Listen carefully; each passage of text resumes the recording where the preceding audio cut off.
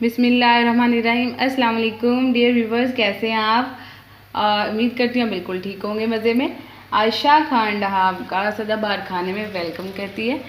और अल्लाह ताला आपके दस्तरखान को ऐसे ही रौनक में लगाई रखे और कोरोना वायरस की वबा से हम सबको महफूज रखे, आमीन सुम्मा आमीन। और इस दुआ से हम अपनी रेसिपी का आगाज़ करते हैं। आज की रेसिपी सबकी दिल पसंद है, क्योंकि आजकल गर्मी का मौसम है, तो फिर आपको पता है कि चटनी तो बहुत लोग शौक़ से बनाते हैं। तो आज मैं आपके लिए एक चटनी की रेसिपी लेके आई हूँ जो कि सीज़नल है। सीज़नल इसलिए कहा क्योंकि ये मेरे पास कैरी है, कैरी और पुदीने की चटनी लेके आई हूँ और ये बड़ी टेस्टी बनती है। आप ज़रूर ट्राई कीजिएगा और इसे हर खाने के साथ थोड़ा सा रख के और खाने के साथ खाइए और फिर मज़ा लीजिए। शुरू करते हैं अपनी रेसिपी।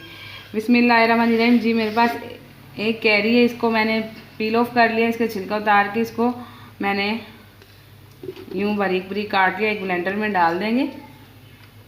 और 3 क्लोव्स मेरे पास 3 जवे हैं लहसुन के, वो इसमें ऐड कर देंगे। 4 हरी मिर्चें हैं, वो ऐड कर देंगे।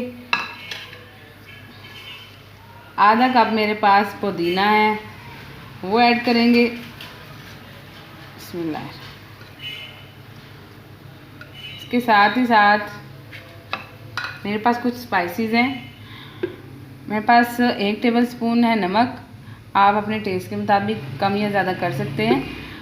1 टीस्पून है कुटी हुई लाल मिर्च, 1 टीस्पून पिसी हुई लाल मिर्च, 1 टेबलस्पून है ज़ीरा पिसा हुआ, हाफ़ टी स्पून गरम मसाला और हाफ़ टी स्पून है चाट मसाला। इन सारे स्पाइसेस को मैं इसमें ऐड कर दूँगी। बिस्मिल्लाहिर्रहमानिर्रहीम। और हम अपना ब्लेंडर चलाएंगे थोड़ा सा पानी ऐड करके। पानी बहुत ज़्यादा नहीं होना चाहिए, इतना सा हो कि हमारी अच्छी तरह से चटनी मैश हो जाए, इसमें अच्छी तरह ब्लेंड हो जाए। ये हमने पानी ऐड कर दिया और पानी के बाद हम ब्लेंडर को चलाते हैं। बिस्मिल्लाह।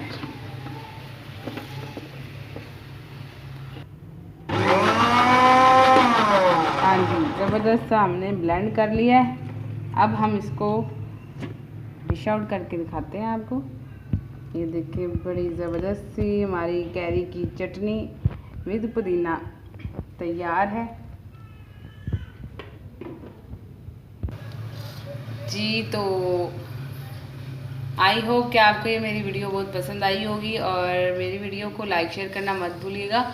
और जिन्होंने मुझे अब तक सब्सक्राइब नहीं किया, मुझे सब्सक्राइब कर लें। और मुझे तो इजाज़त इस उम्मीद के साथ कि आप अपना बहुत ख्याल रखिएगा। Thanks for watching.